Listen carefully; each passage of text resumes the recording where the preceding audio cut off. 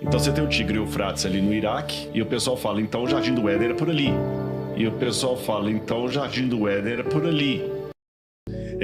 Eles pegam assim, porque você tem na Mesopotâmia o Tigre e o Eufrates.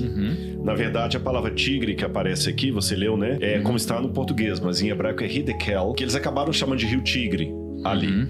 Então você tem o Tigre e o Eufrates ali no Iraque, e o pessoal fala, então o Jardim do Éden era por ali. Aí eles tentam pegar o Pison como se fosse aqui embaixo perto da Arábia Saudita, o outro pega Cush e tudo mais, mas essa geografia para mim aqui não é a mesma que nós temos hoje, porque quando o dilúvio veio, que a terra toda foi inundada de água e tudo foi transformado e teve a Pangeia, que os continentes se separaram, é impossível sobrar, geograficamente falando, alguma coisa do mundo pré-diluviano. O que eu acredito que os nomes que nós temos de alguns rios hoje, ou pelo menos o Eufrates, é um nome que seria um rebatismo de um acidente geográfico mais antigo. Seria assim, por exemplo, quando os imigrantes vieram para o Brasil e eles começaram a fundar no Brasil cidades com o nome de centros da sua origem. Então você tem Nova Venécia, Nova Odessa, Nova Friburgo, Nova Hamburgo, todas cidades da Europa. Nos Estados Unidos você tem Nova Inglaterra, a região da Nova Inglaterra, ali perto de Massachusetts. Você tem a New England, né, que é a Nova Inglaterra. Você tem Nova York, você tem Cambridge. Então, da mesma maneira, aqueles que sobreviveram ao dilúvio ainda tinham na sua memória a reminiscência do Éden e começaram a dar nomes geográficos dos mesmos nomes dos antepassados. Tanto é que nos textos sumerianos você vê uma coisa interessante. Olha que curioso isso. A escrita da humanidade começou com os sumérios, por volta de 3.200 a.C. aproximadamente. Os sumérios foram os primeiros a inventar a escrita. Então foram os primeiros a fazer relatos da história da humanidade. E interessante, porque eles estão há 5.200 anos no passado.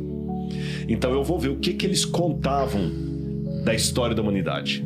Aí os sumérios contam que eles são descendentes daqueles que sobreviveram ao grande dilúvio. E que um herói, que em alguns textos vem com o nome de Utnapishtim, outro como Ziusudra, Atrahasis, o nome do herói muda, a Bíblia Noé. Esse herói sobreviveu às águas do dilúvio com sua família, eles são descendentes, portanto, dessa família. E nos próprios textos sumerianos, falei o que havia antes do dilúvio. Havia um jardim paradisíaco chamado Edenu, que vem da mesma raiz da palavra Éden, Edenu. E nesse jardim paradisíaco morava a humanidade que foi expulsa de lá. Você entendeu? E Edenu tem a mesma raiz sumeriana da palavra Éden. Caramba. Então você vê que a mesma estrutura da Bíblia é contada no berço da civilização humana. Legal. E aí o Senhor Deus colocou o homem no jardim do Éden para cuidar dele e cultivá-lo.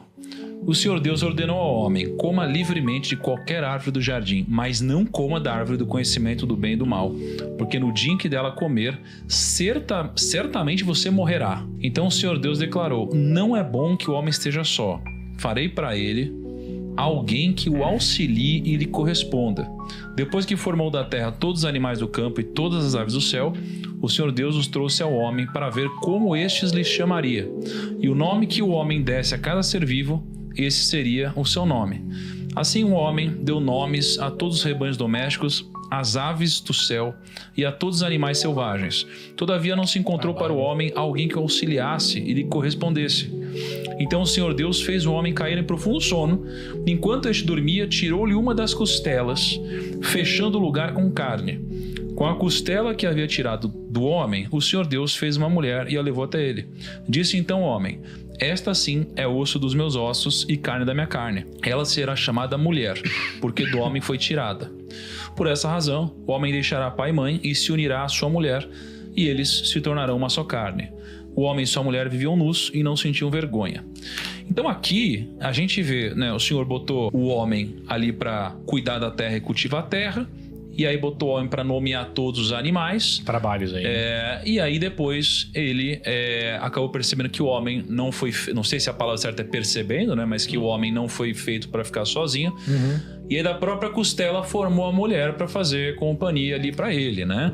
E aqui você já tem muitas reflexões, muitas perguntas sobre isso. Eu tenho uma dúvida. Nessa época, eles podiam matar bichos e comer bichos, ou eles comem plantas? A Bíblia fala que Deus deu só as plantas para eles. Só depois do dilúvio que eles vão comer animais também. Mas espera, só pra gente não sair aqui. Então, aqui diz que Deus deu pro homem a missão de nomear todas as coisas ali. E aí ele nomeou todas as coisas, o homem inventou o nome de todas as coisas, de fato. E aí existe, assim, como ele deu um nome para todas as coisas, já existia uma língua, eles já falavam de fato alguma língua, e aí depois disso resolveu fazer a mulher. E a mulher foi feita da costela do homem mesmo, quando ele estava dormindo.